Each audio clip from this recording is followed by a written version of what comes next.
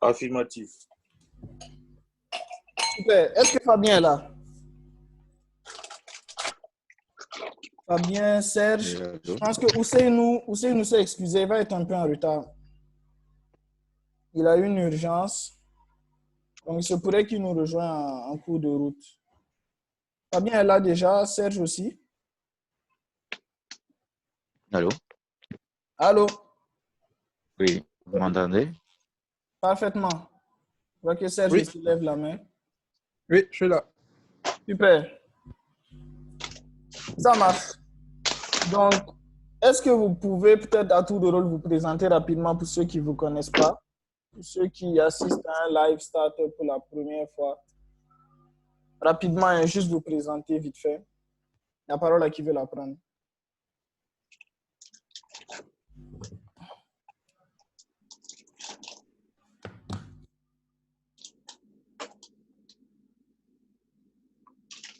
Allô?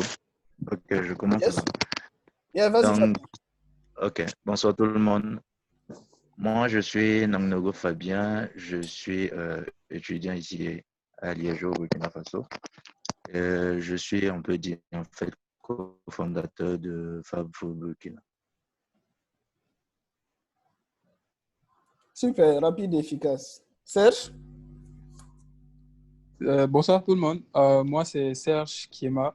Je suis finissant en physique appliquée. Je suis cofondateur de Dunia Payment qui existe depuis maintenant 2 ans. C'est super. Bon, on ne vous voit pas. Je ne sais pas si vous pouvez activer vos caméras ou bien. Bon, sinon, ce n'est pas grave. Là, vous avez parlé de vous, mais est-ce que vous pouvez parler rapidement un peu plus de vos startups respectives, de ce que vous avez lancé? Bon, pour ceux qui savent déjà, ça va peut-être être un peu répétitif, mais pour ceux qui ne savent pas, je pense que ça peut être bien d'en parler.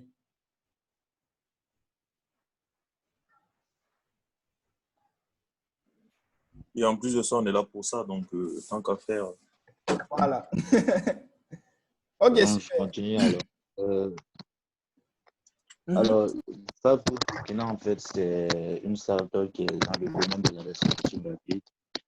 Donc, nous essayons en fait de suivre un peu comme le système de McDonald's et tout. Mais pour l'instant, en fait, nous sommes dans un système de livraison à domicile. Le temps de pouvoir développer en fait un projet qui nous tient à cœur, qui est le projet en fait Drive, que nous essayons en fait d'amener ici au Burkina vis-à-vis en fait des obstacles à la vue et à l'extérieur, quoi, un truc du genre. Donc, pour l'instant, nous sommes axés plus sur les pizzas. C'est notre point fort actuellement. Nous comptons déjà ouvrir un petit restaurant, le temps de pouvoir faire les sur place et les emporter. Et maintenant, le temps de pouvoir développer le plus grand projet qui est le système Drive. Super. Super, c'est bien ça. Axel. Je ne sais pas s'il a déjà des questions. Oui, Serge? Axel. Oui, J'espère Lionel. que d'ici là, tous les membres là vont recevoir des pizzas. Fabien va nous répondre là-dessus. Moi, en tout cas, j'adore ma pizza depuis des semaines. Hein. Ok, il n'y a pas de souci. Ça marche. Serge? Oui, je suis là. Ok, super. On t'écoute. Alors, Dunia Payment, on a créé ça de base pour être un portefeuille électronique que les gens allaient avoir sur leur téléphone. Donc, le portefeuille électronique allait leur servir à transférer de l'argent, acheter des unités, investir leur argent ou bien acheter des crypto-monnaies. Donc, l'objectif final de Dunia Payment, c'est d'être une sorte de banque en ligne sans présence physique, mais totalement en ligne. Donc, on pourra offrir des services comme les crédits, les dépôts avec intérêt et tout ça. Donc, c'est un peu ça la vision de Dunia. Ok. Super. Je ne sais pas si là, il y a déjà des questions. S'il y a des questions, n'hésitez pas avant qu'on avance.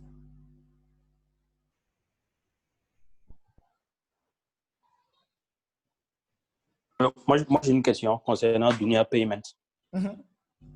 Ok.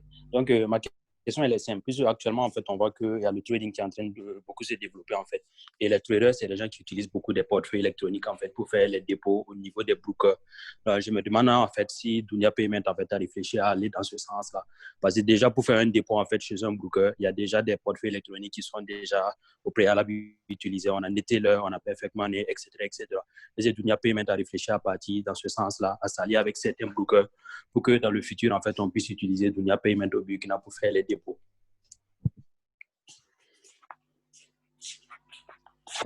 Donc, à la question, oui, on a réfléchi à ça, mais actuellement, on est plus concentré sur les plateformes de trading sur crypto. Donc, ce qu'on fait, c'est qu'on est en train de construire une sorte de pont qui va permettre aux gens qui sont directement au Burkina, par exemple, d'investir directement dans les crypto-monnaies ou sur les plateformes de trading de crypto-monnaies. Mais on est en train de réfléchir pour les plateformes de brokers traditionnels. OK, pas de souci. Merci. Super, il y a d'autres questions?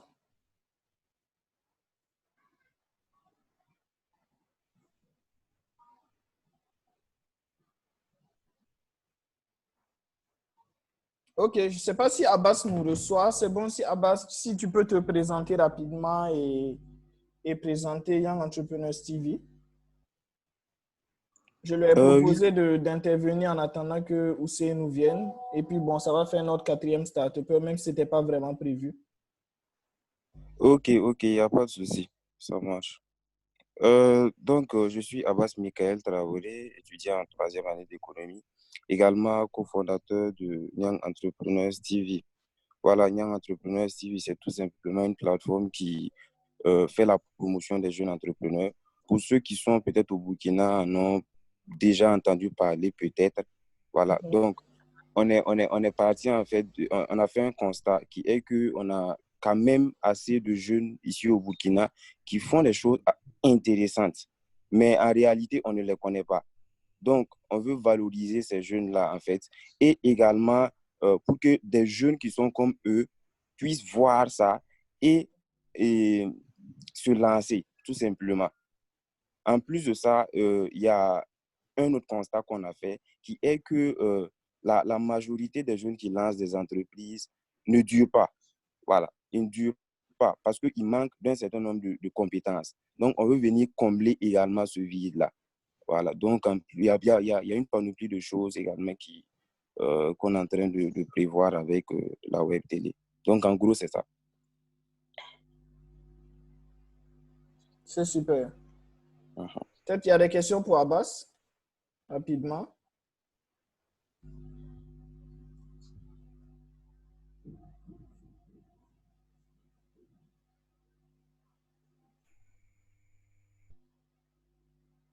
Pas de questions? Ok, donc j'aimerais qu'à tour de rôle, vous puissiez nous dire peut-être le pourquoi, en guillemets, de votre projet. Qu'est-ce que vous avez vu comme trou sur le marché? Quel problème vous tentez de résoudre? C'est vrai qu'Abbas a un peu parlé de ça, mais est-ce que vous pouvez revenir un peu plus en détail sur le pourquoi, comment ça a démarré, c'était quoi l'idée, c'était quoi le déclic?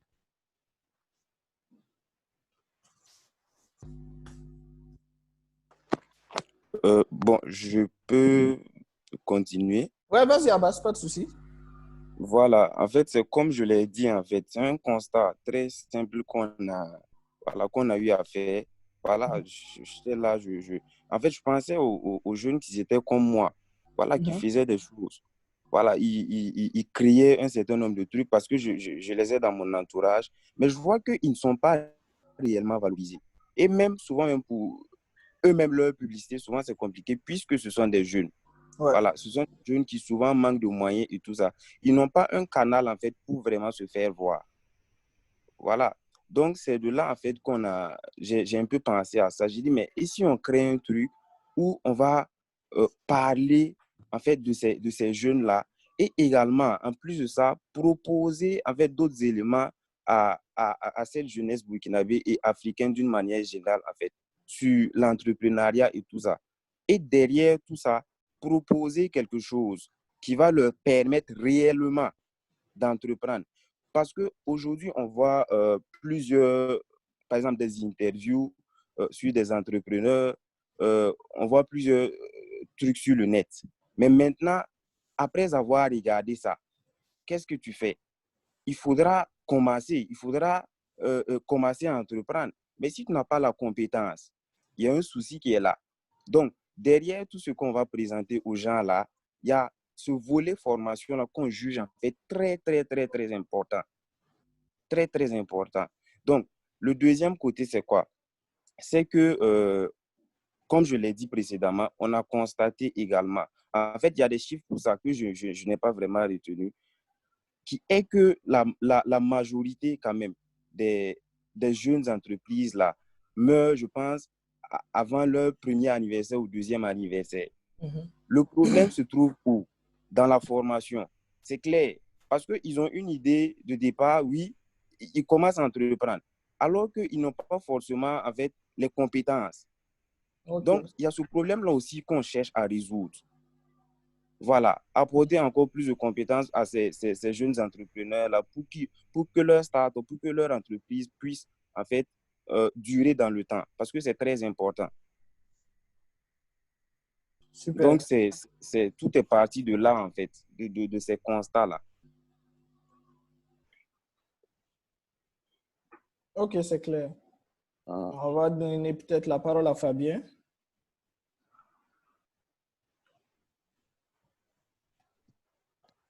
Allô, vous m'entendez? Yes, parfaitement. Ok, merci.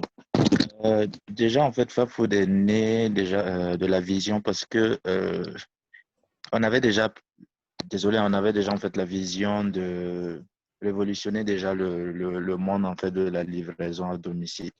Parce qu'ici au Burkina, on sentait déjà que les gens étaient un peu réticents vis-à-vis de la livraison à domicile, Exactement. plus particulièrement en fait les parents et puis les personnes âgées. Pourtant, ça les facilitait en fait la tâche. Et souvent, lorsqu'on essayait en fait d'analyser, c'était vis-à-vis du coût aussi de la livraison, parce que certains se disaient, par exemple, je paye 1000 francs, je peux me déplacer à la place du livreur. Voilà. Donc, il y avait le coût, il y avait aussi le coût du produit aussi, qui n'était pas vraiment accessible et tout. Et de là, ça, c'était pour le système de livraison. De là, on voyait aussi le problème de journée continue avec les parents, avec tous nous-mêmes jeunes, en fait, le système de journée continue souvent, ou bien à l'université, souvent aussi, il y avait le problème, en fait, l'indisponibilité souvent de repas aussi et tout.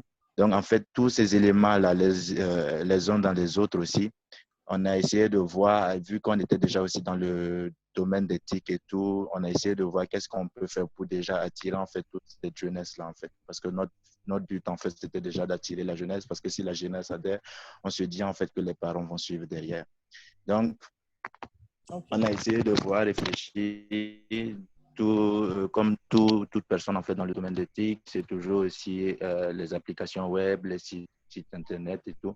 Donc, on a essayé de construire déjà quelque chose comme ça, allant dans le sens en fait de la restauration. Maintenant, c'était essayer de ficeler et de trouver en fait un produit phare qui va essayer d'attirer le maximum de personnes aussi. Donc, ce produit phare, en fait, on a analysé, on a vu en fait que la pizza était un produit aussi qui pouvait vraiment attirer. Pourquoi? Parce qu'il y avait, je l'ai déjà dit dans les mythes précédents, il y avait aussi le problème de la pizza vue comme un produit de luxe. Parce qu'on voit la pizza lorsqu'on part dans un restaurant, on mange à peut-être de 5 000, 6 000, un truc comme ça. Pourtant, ce n'est pas aussi un produit vraiment, voilà, si on peut le dire, de luxe. Tout le monde peut, voilà, s'acheter une pizza devant sa télé, manger comme, voilà, on voit en Europe et tout. Exactement. Ce n'est pas vraiment, en fait, voilà, quoi. Donc, on a essayé de voir comment il y a d'autres sites. Maximum, on a une pizza à 3 000. Pour les moyennes, les grandes, on est à maximum 5 000. Et donc, il fallait aussi associer le système de livraison. Donc, on a vraiment essayé d'analyser, en fait, les coûts et on a mis des livraisons gratuites. Donc, sur ce, vis-à-vis aussi du grand projet qu'on a, qui est le système Drive, on commence avec le comparant ou en fait, la partie de cette technologie. Tout le monde a adhéré en fait au système FAFO. Vers la fin, c'était un peu difficile à entendre chez moi. Je ne sais pas si les autres ont pu entendre correctement. Ok, je disais. Tu as un problème de micro, Fabien. Oui, mon micro. Je disais. On a vu déjà en fait le système. Attendez. Non, là, c'est compliqué. Allô? Est-ce que ce ne sont pas les écouteurs? Voilà, là, c'est bon. Là, c'est bon. C'est bon? Ouais. OK. Je disais vis-à-vis du système de livraison. Après avoir analysé le système de livraison, le produit et tout, maintenant, en fait, on n'a pas encore, puisqu'on vient de démarrer il y a à peine 6-7 mois et environ, mais déjà, le retour, en fait, était déjà un peu positif. On attend déjà pouvoir. On voulait, en fait, aussi voir et tester, en fait, les plus acceptés à 30, 35 à 40. Donc, c'est ça, on est vraiment analysé le système Brave vis-à-vis du manque de temps, vis-à-vis aussi de leur pause déjeuner, vis-à-vis aussi de, disons, le système de journée continue aussi avec les enfants et tout. Donc, c'est ce système-là et on peut dire, en fait, on se base sur 3 principes, c'est la qualité, le coût et l'efficacité, en fait, vis-à-vis de tout ça. Super. Ok, bon, Serge m'a fait signe pour me dire qu'il a eu une urgence, il était obligé de bouger. Je ne sais pas si Azaviel est là. Il a dit qu'Azaviel allait prendre le relais. Apparemment, Azaviel n'est pas là. Ok, bon, on va continuer en attendant. Maintenant, pour vous, peut-être, la question qu'on peut se poser, c'était quoi les difficultés quand vous essayez de lancer le projet? Au tout début, c'était quoi les premières barrières pour chacun d'entre vous? C'était quoi l'étape qu'il fallait forcément franchir, qui était assez compliquée? Parce que sinon, tout le monde l'aurait fait. C'était quoi le problème?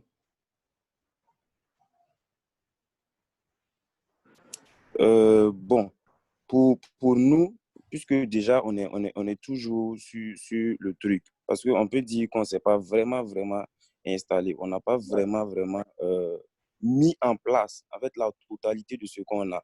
Ok. Voilà, de ce qu'on a prévu. On est toujours sur ça.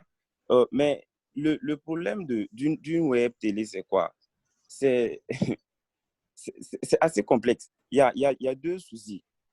Voilà, il y a deux soucis. Premièrement, en fait, c'est que les gens n'adhèrent pas facilement à l'idée. Pourquoi? Parce que les gens vont se dire que, bon, ils vont dépenser leur méga, voilà, pour regarder telle ou telle chose.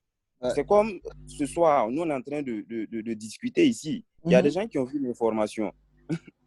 Et voilà, il y a des gens qui ont eu vent de ça, mais se dire que, bon, moi, je vais prendre ma connexion, m'asseoir pendant tel... Puisqu'on veut faire quand même assez de rubriques, assez de vidéos et tout ça. Ouais. Mais vraiment, on essaie en tout cas d'étudier encore. Parce que c'est ça, surtout ici au Burkina, ils préfèrent prendre ça pour aller sur Facebook et regarder des choses à ces trucs-là, plutôt que de venir regarder, voilà, c'est des entrepreneurs, puisqu'on compte faire ça aussi, des gens qui vont s'entretenir avec vous. C'est bien de voir d'autres pays, des entrepreneurs d'autres pays, mais on veut également présenter, en fait, des success stories, si je peux dire ça comme ça, d'ici, pour que les gens sachent que non, même ici, on peut avancer, même ici, on peut réussir. Tu vois, donc ça, c'est le premier aspect. Le deuxième aspect, c'est le modèle économique surtout. Moi, j'ai souffert avec cette affaire-là et j'en souffre toujours. Voilà, parce que, vous voyez, c'est une télé, tout ça. Les gens ne soutiennent pas forcément comme ça. C'est pas comme, par exemple, le projet de Fabien. Voilà, c'est pas un projet comme ça. C'est un projet qui est assez différent. Voilà. Okay. Donc, il y a ce volet-là où il faut trouver, en fait, une stratégie. Vraiment, on est toujours en train de réfléchir encore. On en trouve, on essaie encore d'adapter les choses. Une stratégie, en fait, qui va au moins te permettre de vivre. Bon, quand je dis de vivre, de faire vivre l'entreprise d'abord, même d'abord. Ouais.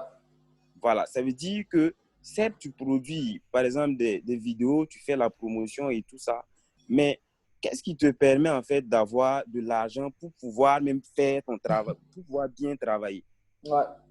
Voilà, donc c'est la deuxième difficulté. En gros, ce sont les deux soucis qui se posent lorsque tu crées un truc comme ça, une web télé, tout ça. OK. Bon, n'hésitez pas, s'il y a des gens qui veulent donner des conseils ou qui ont des propositions, n'hésitez pas. Ouais, on est On ouvert, va ser preneurs. clairement. C'est timide, il y a des gens qu'on n'a pas encore entendus. Gloriane, Ghislain, Christian, n'hésitez pas, les gars. Posez des questions, participez aussi. Oui, c'est intéressant en tout cas. Je voulais demander si vous n'avez pas douté de vos partenaires au début, etc., quand vous commenciez. Avec Euh, j'ai pas bien compris. genre, vous n'êtes pas seul à avoir monté, je pense, Oui, vos oui, oui, oui, différents oui. projets, non? Ou bien, Hein? vous avez Oui, fait oui, en collaboration effectivement. avec certaines personnes. Comment vous avez choisi vos différents collaborateurs? Parce que Ok, je trouve ok, que c'est pas vraiment facile. Mhm. C'est une d'accord. question adressée à tout le monde ou bien c'est juste à Abbas? Non, c'est à tout le monde, hein, quand même, c'est à Ok, tout le monde. ok, j'avais pas compris. Ok, je réponds ou j'attends d'autres qui... Oui, bon, fini et puis après on va donner la parole à Fabien pour qu'il réponde à la question et qu'il enchaîne dessus. D'accord, il n'y a pas de souci.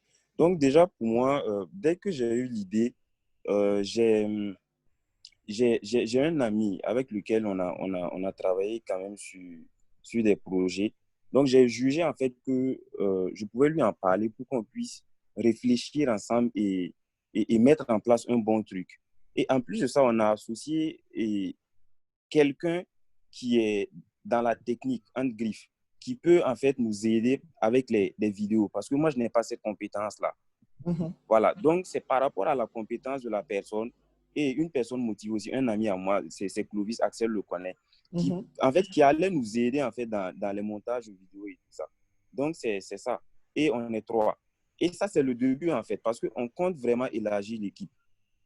Ouais. Voilà, avec d'autres compétences et tout ça. Par exemple, on veut un infographe avec nous. On veut un autre monteur avec nous parce que on veut augmenter en fait les vidéos là. On veut en faire plus. Proposer d'autres rubriques aux gens. Voilà. Donc, en gros, c'est ça. On est trois et c'est sur cette Mhm. base-là que je les ai choisis. Ok. Et les autres? Super. Fabien nous reçoit. Fabien, est-ce que tu peux déjà revenir rapidement sur les difficultés au démarrage? C'était quoi le gros problème pour lancer le projet Fab Food au début? Et puis peut-être enchaîner avec la question de Gloriane. Ok. Déjà, la plus grosse difficulté, en fait, chez nous, c'était déjà d'analyser, de comprendre, en fait, le domaine de la restauration. Parce que de base, nous sommes dans le domaine du génie électrique. Donc, devenir restaurateur, si on peut le dire, en fait, c'était déjà un peu compliqué. Donc, il fallait comprendre, en fait, tout ce qui est euh, canal de qualité, tout ce qui est réglementation alimentaire pour une bonne qualité, en fait, de produit, un truc comme ça. Il fallait vraiment comprendre, lire, comprendre, et puis comment même, voilà, la production, les chaînes de production et tout, etc., etc. Donc, c'était ça, en fait, le plus gros problème. Mais comme on le dit, en fait, chaque jour, on ne fait qu'apprendre, on ne fait qu'apprendre vis-à-vis parce qu'on est en train de vouloir ajouter des produits, en fait. Donc, il faudrait, en fait, qu'on puisse améliorer aussi, augmenter les connaissances vis-à-vis de tout ça, en fait.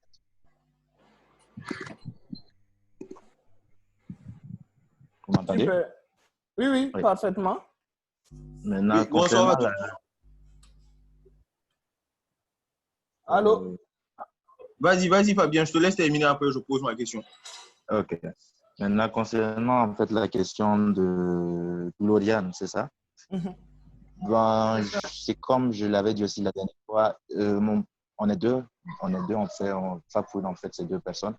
Donc déjà, on était déjà des amis, on était des camarades de classe. On a fait environ 3-4 ans ensemble, on a cheminé et tout. Bon, à un certain moment, chacun est parti de son côté, mais on avait toujours le contact. Maintenant, vis-à-vis de notre passé et tout, on avait déjà discuté de projets d'entrepreneuriat et tout. Maintenant, comme on l'aime le dire, en fait, c'était un manque de financement. Et voilà. Donc, on a essayé de garder toujours le contact. On a essayé de monter petit à petit comme on va essayer de fonctionner et tout. Maintenant, c'était essayer d'agencer les idées les unes dans les autres pour pouvoir faire un projet. Donc, les partenaires, j'en ai plein, des amis, des connaissances personnelles et tout, mais ça n'a jamais marché malheureusement. Mais bon, c'est juste analysant en fait le sérieux en fait de la personne, les caractères aussi de la personne et puis en fonction aussi des défauts de la personne pour pouvoir aussi savoir si tu peux supporter en fait ces défauts-là vis-à-vis par exemple d'un ou bien vis-à-vis d'un truc. Mais je pense que si vraiment vous vous entendez et si vous avez la même vision, vous allez toujours trouver une solution à tout problème qui va vraiment s'afficher vis-à-vis du groupe en fait. Super. Ghislain, vas-y pour ta question. Ouais. Ok. Ok. Ce que moi je voulais savoir un peu, c'est quoi? Puisque souvent on entend des personnes dire que pour créer une entreprise ou même pour nourrir un projet comme ça, il y a deux façons de voir les choses. Il y a certaines personnes qui se disent on se lance avec une personne, genre, je sais pas, vous cherchez un collaborateur, quel qu'il en soit, quoi. Vous cherchez un collaborateur, vous vous lancez et ensuite, vous essayez de voir les erreurs, les défauts que vous pouvez trouver suite à votre projet et vous corrigez ça au fur et à mesure. Et il y a une autre théorie, il y a d'autres personnes qui pensent que c'est toujours mieux de se caler, de réfléchir, de mûrir le projet, de chercher les financements, de tout faire, d'être complètement prêt avant de vouloir. Comme par exemple, je prends l'exemple de Casa de Papel. Vous voyez, le professeur, il a lancé et il a essayé de gérer tout pour que ce soit complètement parfait. Yes. Et puis, il part maintenant, il réalise juste le plan. Or qu'il y a d'autres personnes qui se disent, bon, on se lance et à la suite des choses, on va essayer de corriger au fur et à mesure et avancer. Je voulais savoir ce que nos start-upers ont essayé de faire et comment ça s'est passé pour eux. C'est un peu ma question. Je ne sais pas si on m'a bien compris. Ouais, moi j'ai compris en tout cas.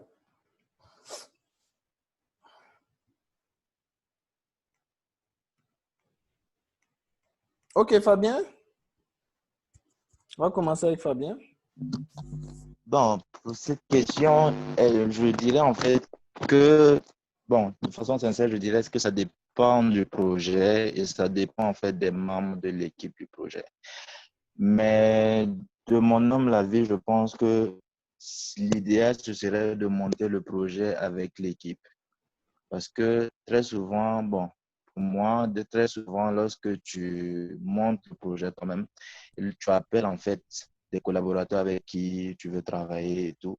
À un certain moment, souvent très inconsciemment, en fait, tu as l'impression que c'est toi, en fait, le chef qui dirige, tu vois.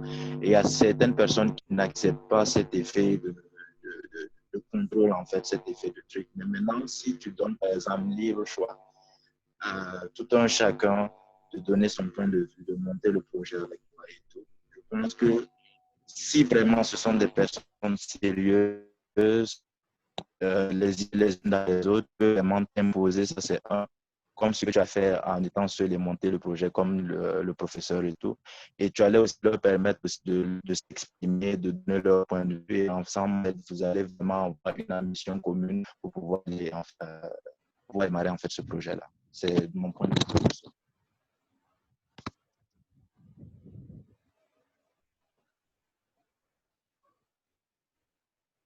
Ok, super. J'ai bien compris, Fabien, mais en fait, je ne sais pas si je me suis fait bien comprendre. Parce que ce que je voulais savoir, c'est quoi? Tu vois, même dans l'exemple que j'ai pris avec le professeur, c'est quoi? Le professeur était là, c'est vrai. Mais il avait des gens à côté de lui. Il a monté le projet, c'est vrai. Tu sais que même si tu veux créer une entreprise, par exemple, forcément, l'idée va venir d'une personne. Et à la suite, il discute avec son équipe, il briefe son équipe sur ce qu'il veut faire. Et ensuite, ils montent le projet ensemble. C'était un peu la même chose avec le professeur. Il a nourri l'idée et tout. Mais ensuite, il a parlé de ça à ces gens. Il les a formés là-dessus. Comment est-ce qu'ils vont faire et tout. Ce que je voulais savoir même à la base, c'était quoi? Est-ce que, selon vous, c'est mieux d'être complètement prêt, de chercher tous les financements, de faire tout avant de lancer le projet? Ou bien on peut déjà, avec un petit travail, une petite base, quoi, genre travailler sur le projet et tout, et se lancer, et ensuite voir nos erreurs par la suite et essayer de se corriger. C'est ça un peu, je voulais savoir. Je ne sais pas comment ça s'est passé pour vous. Bon, déjà, moi, je te dirais, bon, personnellement, je te dirais que tu ne vas jamais avoir le financement que tu veux. C'est-à-dire, même si tu cherches aujourd'hui 10 millions, il faut savoir que demain, tu vas vouloir chercher 11 millions parce que juste tu as dormi, tu as rêvé et il y a 1 million de plus qui s'est ajouté. Tu vois? Donc, plus tu prends le temps, plus tu vas voir qu'il y a des nouvelles idées qui viennent. Et ces nouvelles idées ont besoin de fonds. Et donc, ton capital de départ est en train de grossir, de grossir. À un certain moment, tu te dis, bon, ce projet-là, il est vraiment trop énorme, je ne pourrais pas de le réaliser. On va le mettre, on va commencer par un autre projet en attendant, en attendant. Et c'est en attendant, tu as des idées plein la tête, mais tu n'as vraiment pas quelque chose de concret, tu vois. Ce que moi, je dirais peut-être, c'est vraiment, si tu peux réduire ton projet au maximum, au plus petit, en fait, tu essaies de le réduire, démarre. Les difficultés, tu en auras toujours. Les difficultés, tu en auras. L'argent, tu en auras besoin. Le jour que tu te coinces, tu as besoin.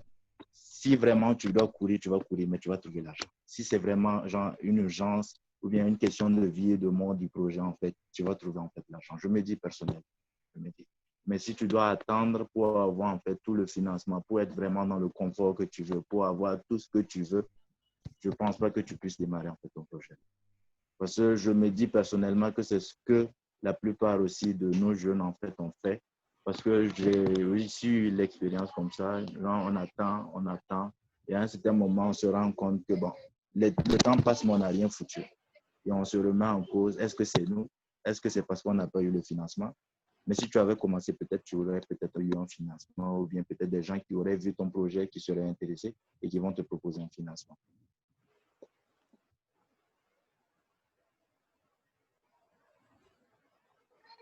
Je ne sais pas si j'ai répondu à ta question. C'est super, merci beaucoup. J'ai bien compris en tout cas. Je ne sais pas si l'autre, Michael Traoré, veut peut-être intervenir là-dessus. Je ne sais pas. Ouais, j'ai remarqué qu'Abbas a des problèmes de connexion. Donc, ça m'étonnerait qu'il ait pu suivre.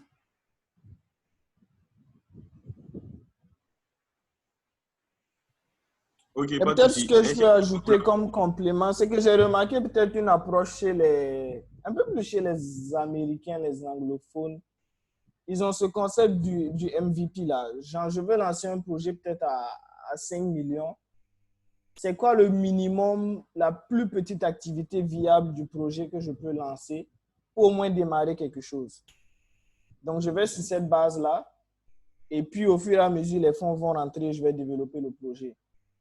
Même si c'est dans 5 ans, même si c'est dans 10 ans, ils essaient toujours de commencer avec quelque chose. Je pense que c'est ce qui manque un peu chez nous, les francophones. On se dit non, je n'ai pas tout, je n'ai pas assez d'argent, je n'ai pas assez de compétences dans l'équipe. Le projet doit être comme ça. Tant que je n'ai pas réuni tout ça, là, je ne peux pas lancer le projet. Donc, eux, ils ont ce concept de on lance et puis voilà, au fur et à mesure, on va résoudre les problèmes. Pourtant, nous, on prend trop de temps à clarifier les choses, on perd du temps et puis parfois même, on ne fait plus rien après. Exactement. Je voulais apporter aussi ma contribution sur la question. Je pense que il ne faudrait pas qu'on essaie chaque fois de faire des business plans ou avant de lancer des projets. Qu'est-ce que j'entends par là? Vous pouvez avoir des to-do list. Qu'est-ce que j'entends? C'est une liste en fait sur plusieurs étapes avec des dates précises. Tel jour, je fais telle action, etc., etc., qui va me permettre d'aller de l'avant dans mon projet. Mais ne pas forcément avoir un business plan voilà, qui me dit, ouais, il faut avoir tant. Ce genre de calcul, en fait, forcément, le business plan va se casser la figure parce que la réalité n'est pas forcément celle que vous attendez, en fait. Donc, du coup, quand le business plan se casse la figure, il y a deux sortes de réactions. La première, c'est que vous risquez de perdre confiance en vous et au projet. Et la deuxième aussi, c'est que vous n'aurez plus envie, en fait, de continuer. Donc, mieux vaut faire une to-do list. Chaque jour, vous avez des étapes que vous franchirez. Ou par exemple, si vous n'avez pas pu franchir l'étape d'hier, vous pourrez en fait reprogrammer, mais vous allez quand même marquer les difficultés que vous avez rencontrées dans cette étape-là et ça va vous aider en fait à aller de l'avant. Merci, c'était tout. Super. Azaviel est là. Hein? Yes, ok. Peut-être, Azaviel, qu'est-ce que tu en penses? Ghislain proposait au lieu de prendre le temps de faire de longs business plans et à la fin, tu te rends compte que ton business plan se casse la figure. Il proposait plutôt de faire des to-do list. Moi, je vois ça peut-être plutôt en plan d'action avec des des dates précises, des saisons clés, des jalons. Bon, toi, tu es fiscaliste. Qu'est-ce que tu penses du business plan pour celui qui veut se lancer aujourd'hui?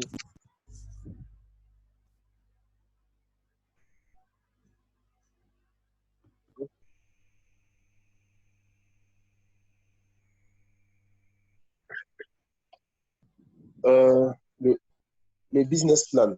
OK. Bon, moi, déjà, je me dis que à la base, c'est une bonne idée voilà, de se dire, voilà, on va évoluer sur la base d'un business plan avec des projections et tout. Mais en général, moi, je pense que les bases du business plan sont pour Aïe, aïe, aïe. On a perdu la Azazel. majorité des cas faussés. Parce que quand tu es en fait, c'est-à-dire que Ouais, c'est bon, on t'entend maintenant. je suis là. Voilà, OK. Je dis object de révision. Et des fois, il est tellement surréaliste que dans la réalité, on peut très vite se retrouver face à des désillusions. Voilà. Donc, pour le business plan, franchement, à mon avis, il n'est pas impératif d'en avoir dès le départ. Voilà, juste une feuille de route. Et puis, de toute façon, dans l'entrepreneuriat, on ne peut rien prévoir. Rien n'est prévisible, en fait. Surtout quand on se lance dans une nouvelle aventure. Voilà. Mais quand au moins on a déjà une vision clarifiée de ses objectifs à court terme, je pense que le business model même va se faire de lui-même. N'oublions pas qu'une start-up est une jeune entreprise qui est toujours à la recherche d'un business model. Donc, établir un business plan statique, je ne pense pas que c'est quelque chose qui est un fondement nécessaire pour la croissance de son business. Super. Je ne sais pas si vous m'entendez. Ouais, parfaitement. OK. D'accord. OK, je ne sais pas s'il y a d'autres questions. C'est mon avis. Sinon, juridiquement ou fiscalement, c'est Oui, vas-y, Azaviel. Sinon, au plan juridique, il n'y a pas vraiment de... Ça, c'est côté... j'allais dire que c'est dans l'organisation propre des fondateurs, en fait. Oui. Sinon, juridiquement, il n'y a pas d'obligation par rapport à ça, non. Tout ce qu'on peut vous demander, à la limite, pour votre société, en temps, c'est un chiffre d'affaires prévisionnel. Bon, on suppose que quand même, en créant votre société, vous avez prévu au moins combien vous estimez pouvoir gagner de façon raisonnable. Voilà, ça au moins, ça suppose qu'il y a quand même un minimum de calculs qui ont été faits. Mais toujours est-il que la façon dont le business model a été vendu, là, je pense qu'il a été trop surestimé en fait. Voilà. Donc, step by step, c'est mieux quoi. Voilà. Et le business model va se créer lui-même. Souvent même, on découvre de nouvelles sources de revenus, une nouvelle capacité de pouvoir générer. Et je pense que c'est là aussi qui fait la valeur ajoutée en fait de start-up. Parce que c'est l'agilité qui compte. Donc, je suis venu presque à la fin. On allait dire ça. Je pense que Serge a dû faire l'essentiel quand même. Ouais, Serge était là au début. Bon, malheureusement, il a dû bouger. Il a pu présenter un peu Dunia. OK, d'accord, ça marche. Donc, si d'autres personnes ont des questions, n'hésitez pas. Moi, je suis le juriste fiscaliste de Dunia. Donc, voilà, on travaille ensemble avec Serge depuis un bon bout de temps. Donc, voilà. Okay. J'espère que vous avez tous téléchargé vos applis. C'est la minute promo. Moi j'ai téléchargé un depuis. OK, génial. Moi, j'ai une dernière question pour les start-upers. Oui, depuis que vous êtes lancé, est-ce que justement, vous avez expliqué à plusieurs reprises sur notre plateforme que en général, vous vous lancez sur la base de fonds propres. C'est difficile d'avoir de financement. Mais dans vos différents projets, est-ce que depuis que vous êtes lancé, il y a eu des philanthropes qui vous ont approché ou est-ce que vous travaillez avec des incubateurs de start-up, par exemple?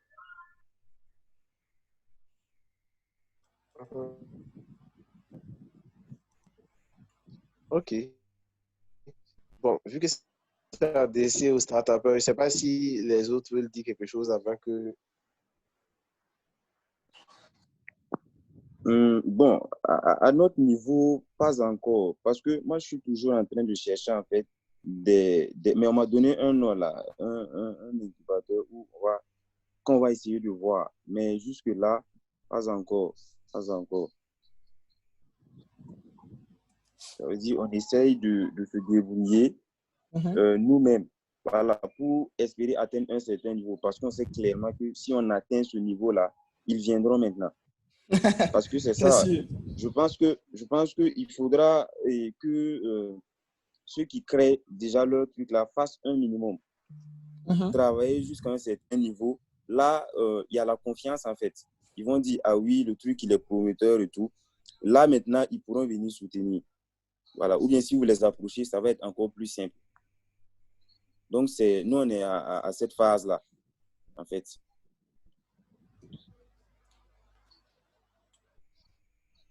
Super. Et Fabien? Bon, pour moi, personnellement, pour les incubateurs, j'ai déjà travaillé en fait avec les incubateurs, mais j'ai décidé en fait de tout arrêter. J'ai fait environ 6 mois avec les incubateurs et tout, mais les objectifs en fait ne m'arrangeaient vraiment pas. Ok. Parce que je m'étais donné des objectifs à atteindre et mois et demi et tout, je voyais que rien ne s'améliorait en fait côté objectif. Donc j'ai décidé en fait de tout quitter, de tout abandonner, de me lancer vraiment, voilà quoi, de sauter de l'immeuble. Voilà. Donc c'est à peu près comme ça. J'ai essayé de voir et tout. Maintenant, sur la deuxième question, c'était quoi? Parce que je n'ai pas trop bien saisi. C'était par rapport au financement, je pense, au début, non? Oui, c'était une seule question, c'était par rapport au financement. Déjà, je disais, je vous félicitais de vous être lancé sans apport extérieur.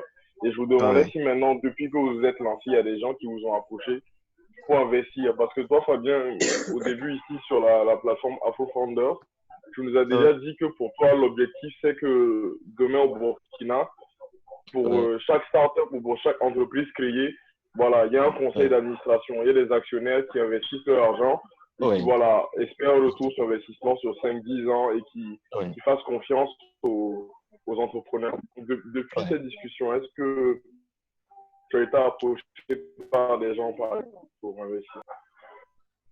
Pour moi, personnellement, non, mais pour Fab Food, oui. On a eu plusieurs propositions en fait de financement d'associés et tout, mais on a décliné en fait ces offres de certaines conditions qui ne respectaient pas, si on peut le dire, et de certains désirs en fait qui nous arrangeaient vraiment pas. Donc on a juste décliné.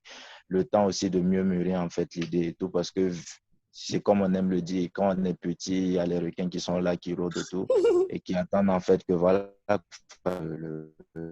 qui voilà. On a eu 2 propositions environ associés. C'est des gens qui étaient quand même posés, qui travaillaient, qui avaient décidé. Mais juste en fait, c'est des partenaires comme ça, ils veulent juste injecter l'argent et puis voilà quoi, avoir des retours sur investissement, ce qui ne nous arrangeait pas vraiment. Donc on les a donné un certain truc de conditions qu'ils n'ont pas accepté. Donc on leur a dit en fait qu'on n'était pas vraiment partant pour ça.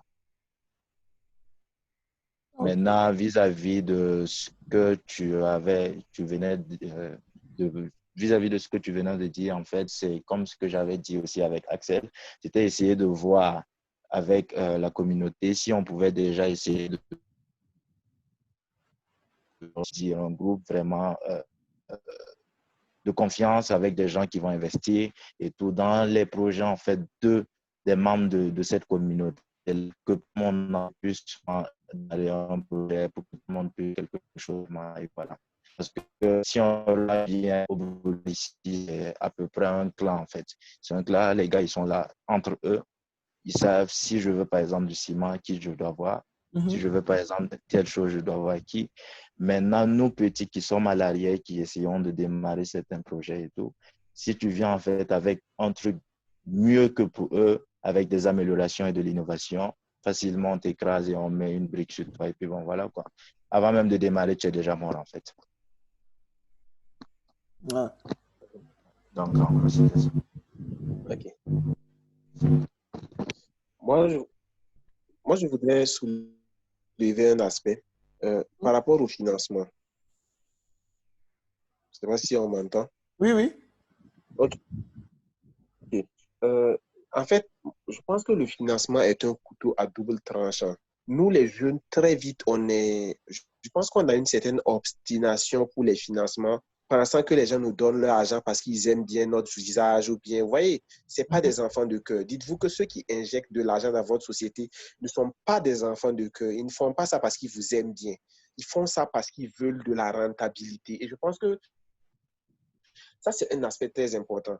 Et donc, si vous-même, vous n'êtes pas sûr de la solvabilité de votre business, s'il vous plaît, ne courez pas après les financements parce que ça peut être le début de la chute de votre société.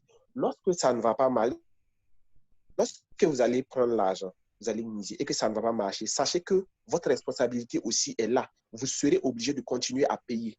Vous voyez? Par exemple, si une banque vous finance, qu'il y ait le corona ou pas, que vous ayez des problèmes personnels ou pas, ce n'est pas leur problème. Vous serez obligé de payer. Vous voyez, il y a ça aussi. Et des fois, les gens cherchent tellement la taille de l'importance de ce financement-là qui a causé leur chute parce que c'était trop énorme. Voilà. Souvent, il faut prendre dans la limite de ce qu'on peut. Même s'il y a des opportunités, il faut les saisir, mais vraiment avec des pincettes, en fait. Voilà. Je pense que c'est pas tout. Il ne faut pas se laisser, j'allais dire quoi, entre griffes, excité par le montant. Ah, il y a un tel qui veut miser 100 millions dans ma boîte. Waouh, c'est génial et tout. Si on parle d'argent, vous voyez, et à mon avis, c'est vraiment important de commencer avec ce qu'on a, de poser des vraies assises afin que, en fait, ce ne soit plus l'entrepreneur qui court derrière les financements, mais que ce soit les financements qui courent derrière l'entrepreneur. Exactement. Aujourd'hui, il y a des gens qui sont là et il y a des banques qui les supplient de venir miser de l'argent dans leur business. Vous savez pourquoi? C'est parce que c'est rentable. Moi, je pense que c'est un aspect très important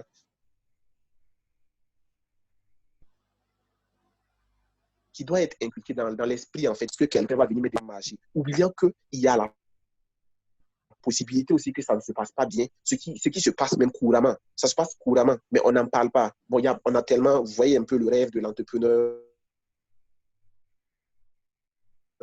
voilà, tout est beau. Alors que dans les faits, je vous assure que ce n'est pas simple. Il y a des entreprises qui ont fermé pour défaut de solvabilité. Vous voyez? Donc, moi, je me dis que cet aspect-là est important. Le financement est là pour, en fait, propulser quelque chose qui a été déjà construit et non pour tout bâtir. Bon, c'est mon avis. Hein. Et si tu n'es pas prêt à miser de l'argent dans ton business, qui le fera à ta place? Voyez? Donc, voilà.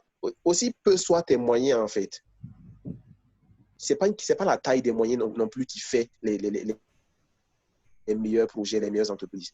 Voilà. Donc, moi, je voudrais Mais moi, j'ai une cet question. aspect-là. Bon, je vais parler de la solvabilité parce que mon côté juriste aussi fait que... En fait, ma question, c'est de savoir si, en fait, bon, c'est quand, en fait, qu'ils vont penser à se faire financer ou bien ce n'est pas vraiment ce n'est pas vraiment dans vos projets, en fait. C'est vraiment pour ceux qui viennent de parler de suite. Que vous parlez, parce que on sait tous que ce genre de projet-là, forcément, un jour, il y aura des financements extérieurs ou bien vous comptez vous développer par vous-même, simplement, sans financement extérieur, sans investissement.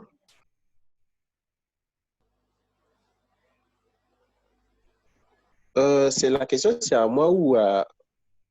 Je pense que ça c'était Dunia Pay, non, je ne sais plus c'est eux, mais c'est qui avait parlé. Oui, moi je parle, Bon, oui, moi je parle pour Dunia. Mais Dunia, oui, en fait, quel est ton conseil? En fait, quel est ton conseil? Parce que, en fait, moi, je ne sais pas si c'est Dunia Pay ou bien c'est Fab Food, je suis un peu perdue, mais en fait, vu qu'ils ont dit qu'ils ont refusé... C'est Fab Food qui avait dit qu'ils ont décliné plusieurs... Ok, Ok, d'accord. Donc, déjà, Fab Food, dans leur logique, ils ne veulent pas se faire financer ou bien ça viendra dans le futur. Et qu'est-ce que toi, tu recommandes? Est-ce qu'une entreprise une petite entreprise peut être là sans vouloir peut-être à l'avenir des investissements? Parce que nous tous, on sait que ça doit venir forcément. Voilà. Moi, je ne sais pas quel est ton avis. Et puis aussi, ceux de Fab Food là aussi peuvent répondre aussi à ça parce que s'ils veulent rester aussi sans investisseurs aussi. Ok, d'accord. Bon, moi, je pense que les financements sont très importants. C'est important pour la croissance d'une startup. Et surtout les startups dans le domaine de la technologie. Précisément pour Dunia, voilà, je vais faire quand même quelque chose. Et Dunia a été financé, hein. Voilà, Dunia a été financé entre-temps. C'est vrai, les fondateurs à la base, Serge Kima et puis les autres ont misé bien sûr sur fonds propres. Il y a eu des fonds propres qui ont été misés, mais il y a eu aussi des financements Burkina Startup et puis il y a plein d'autres compétitions où Dunia a remporté le premier prix et ça aussi c'est des financements et tout. Et ça a vraiment permis de booster les choses parce qu'il faut le reconnaître précisément pour le domaine de la technologie que je maîtrise. C'est un marché où il faut avoir une bonne assise financière pour injecter de l'argent tout en s'attendant, par exemple, à des retours sur investissement dans 5 ans. Et si vous n'avez pas ça, c'est difficile de tenir bon. Voilà. Mais Dunia ne s'est pas précipité parce que Dunia n'a pas été créée cette année. C'est une aventure qui date depuis 2016-2017. Donc, il y a eu un parcours, en fait, jusqu'à ce qu'à un moment donné, le financement était la seule chose qui manquait pour faire grandir la chose, en fait. À un moment donné, vous êtes là. J'ai envie de dire que c'est un point de croisière. C'est-à-dire qu'à ce stade-là, les choses vont dans une dynamique où ça va de soi-même, en fait. Voilà. Et naturellement aussi, les opportunités viennent parce que, comme on le dit, les investisseurs sont là et ils ne miseront que s'ils sont convaincus que c'est quelque chose qui va encore plus avoir de la croissance. Donc, à mon avis, c'est important, mais il faut savoir évaluer le risque, évaluer vraiment beaucoup de paramètres parce que ce n'est pas forcément tout investissement aussi qui est bon à prendre en fonction de la période. Mais rejeter systématiquement tout investissement, bon, ça aussi, ce n'est pas forcément une bonne idée. Mais chacun a sa philosophie. Chacun sait aussi jusqu'où il veut aller. Si vous voulez, par exemple, vous déporter à l'international, vous ne pouvez... Ah, en tout cas, je ne sais pas. Je ne sais pas, vous allez trouver des dizaines, voire des centaines de millions pour, par exemple, se déployer à l'international, ouvrir des services. Vous voyez, c'est vraiment très lourd, en fait. Et économiquement parlant, il est plus rentable de s'endetter que d'utiliser les fonds propres. Ça, c'est aussi un aspect très important qu'il faut noter. Si vous, actuellement, vous détenez 1 milliard de francs CFA dans votre compte, sachez que ce n'est pas une bonne idée de prendre ces 1 milliard pour les miser dans votre business. C'est une très mauvaise idée, économiquement parlant. Il est plus rentable d'emprunter que d'utiliser ces fonds propres. Oui. Bon, moi, je sais de quoi je parle parce que c'est vrai que je suis juriste, mais côté économique aussi, ça, c'est quelque chose que j'ai eu à apprendre et je sais que c'est ce qui se passe. Voilà. Donc, il faut aussi penser à avoir de l'argent à miser là. Fait que vous n'allez pas chercher ailleurs. Au contraire, ceux qui sont prêts à miser, à investir là, ils mesurent votre solvabilité. Ce que vous avez comme fonds là même peut servir d'une garantie qui va pousser les gens à miser parce qu'ils vont se dire que voilà,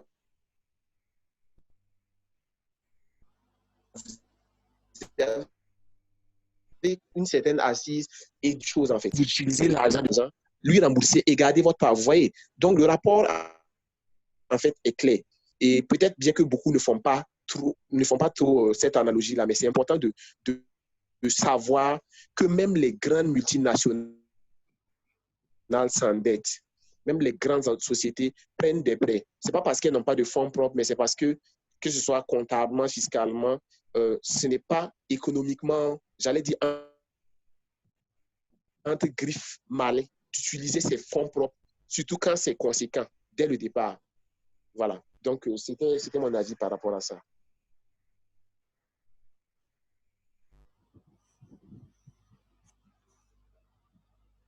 Super, j'espère que tu auras l'occasion de rentrer un peu plus dans les détails Du coup, dans voilà, je un sais de pas tes lives à exactement. Zaviel, parce que c'est vrai que ça sonne un peu bizarre d'entendre ça.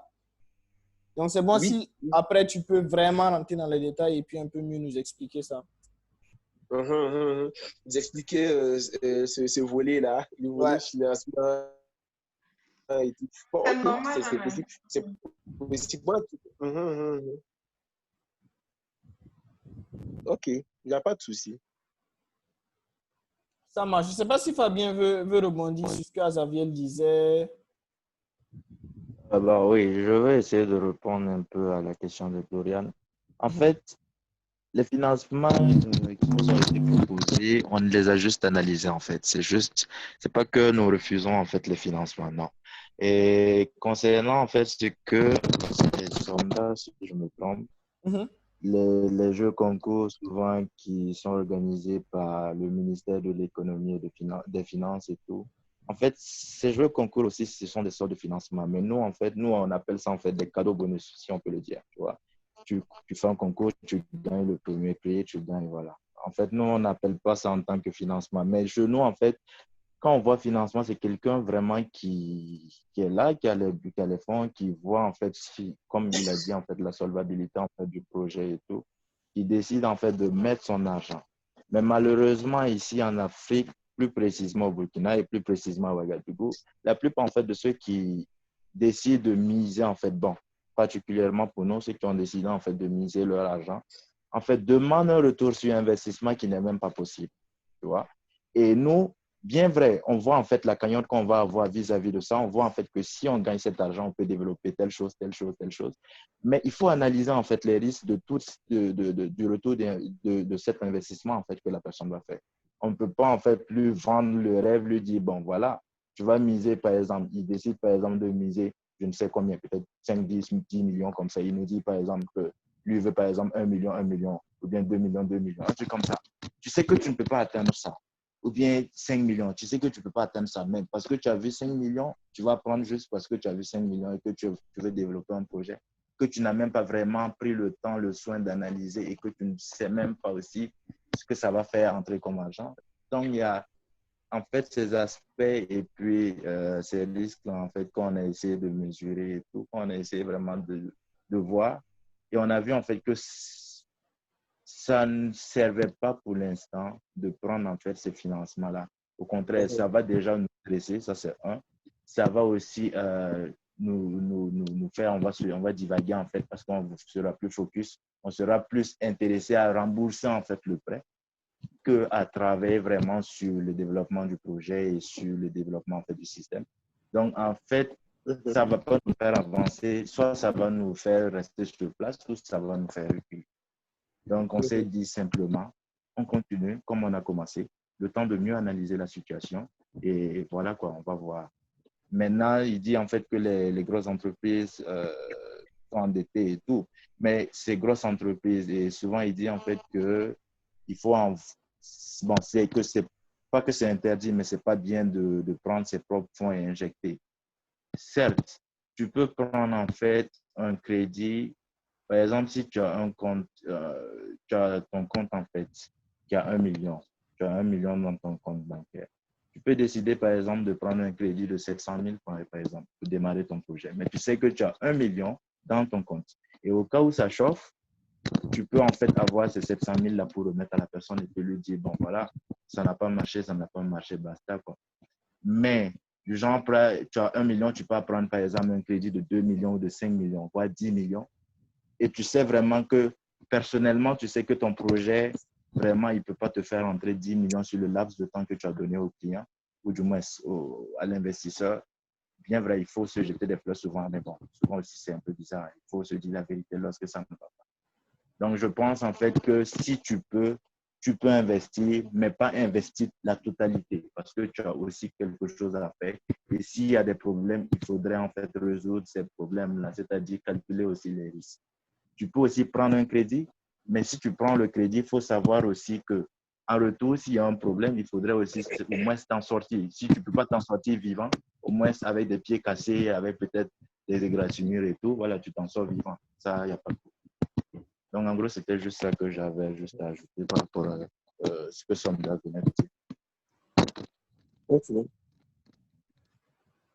Je voudrais ajouter quelque chose. Je ne sais pas si c'est possible, si l'autre a fini.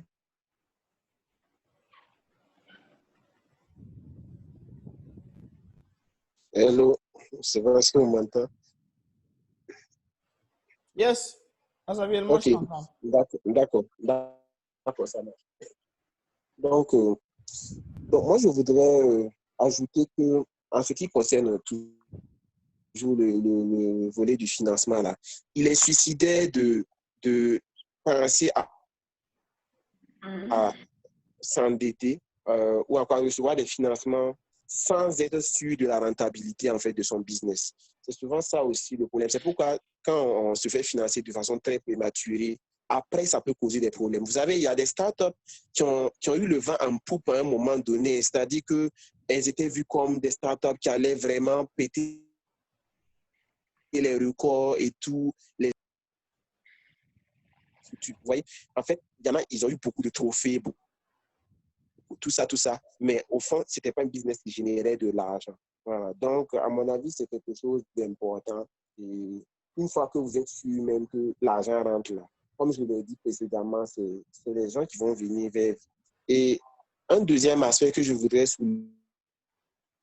soulever, toujours par rapport au financement, lorsque vous voulez, par exemple, faire des levées de fonds ou encore que vous vous apprêtez à pitcher votre projet pour bénéficier de financement, il y a des choses qu'il faut, il faut pas jouer avec certaines choses. Déjà, si vous avez déjà constitué une société commerciale, quelle que soit la forme juridique, il faut que côté comptable et fiscal, tout soit correct. J'insiste sur ça parce que vous pouvez perdre votre finance, un potentiel investisseur à cause de ça. Les gens qui vont vouloir miser leur argent dans votre société, là, ils vont vous demander les états financiers de votre société. Et déjà, même si vous n'en avez pas, vous voyez que c'est problématique, en fait. Vous voyez? Et ça, c'est et parce que les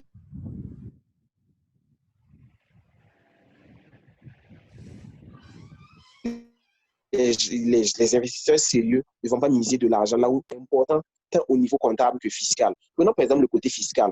Il y a des investisseurs qui vont vous dire qu'eux ont besoin de l'attestation de situation fiscale. Et l'attestation de situation fiscale est l'acte qui prouve que vous vous êtes acquitté de tous vos impôts. Vous voyez, surtout les Blancs, là, ils ne misent pas leur argent n'importe comment. Hein. Ah, ils ont besoin de preuves claires que tout soit correct, vous voyez. Et comme ça, là, si vous n'avez pas, par exemple, votre attestation de situation, je ne sais pas moi, pourquoi pas 1 milliard, vous voyez. C'est pour dire, souvent, il y a des erreurs que les gens font, encore une fois, tant juridique que fiscal, qui font qu'ils perdent des opportunités comme ça, vous voyez. Donc, je voudrais attirer l'attention de tous ceux qui suivent ce live. Si vous avez des sociétés déjà aussi, vous avez l'objectif de vous formaliser, ce qui est normal. Il ne faut pas négliger cet aspect-là. Vous voyez, ne vous dites pas que, bon, si je ne prends pas un comptable, ce n'est pas grave, après on verra. Ou encore, bon, j'ai ma société, si je n'ai pas de juriste à côté, bon, ce n'est pas grave. Ça va vous coûter très cher. Ça peut vous coûter un financement, ça peut vous coûter des millions. Donc, commencez déjà avec cette transparence dans la gestion financière de votre société-là. Je pense que c'est la base qu'il faut, non seulement pour que la société évolue en fonds propres, mais pour que la société grandisse. Pire encore, si vous voulez faire une introduction en bourse, ça c'est complètement un autre niveau, et au niveau gestion, contrôle et tout. Donc, c'est vraiment quelque chose à prendre au sérieux en fait. Voilà. Donc, c'était juste ça que je voulais ajouter. Super. Bon, il est 22h16, je pense qu'on va bientôt clore. Peut-être, est-ce qu'il y a des start-upers peut-être qui ont envie rapidement de se présenter, de parler de leur projet avant qu'on ferme le live de ce soir?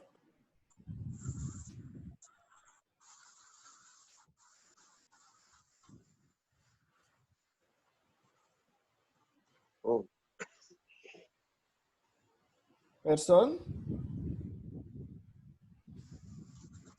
Ça marche. Bon, donc on va se dire bonne soirée. Merci à Fabien, à Xavier. Merci à Serge, à Abbas. Merci à tous ceux qui étaient là aussi. Ok, merci à toi, Tim. Non, pas de Merci pour la condamnation. présentation. Donc, bonne soirée à tous. Bonne soirée, portez-vous Bonne bien. soirée à tous.